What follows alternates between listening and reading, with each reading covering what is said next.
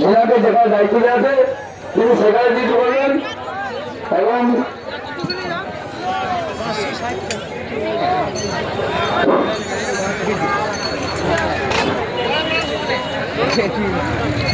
জেলাকে যে দায়িত্ব দেওয়া আছে ওরা সেই দায়িত্বই পালন করবেন। আমরা মাঠের মধ্যে দেখতে না পাই,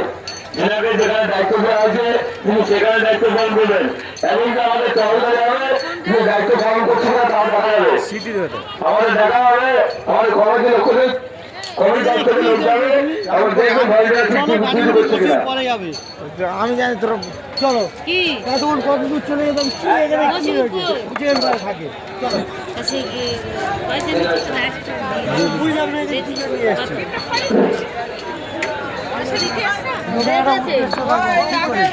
দিয়ে দিয়ে যাওয়া চলে যাই চ আমি তো ওখান দিয়েছি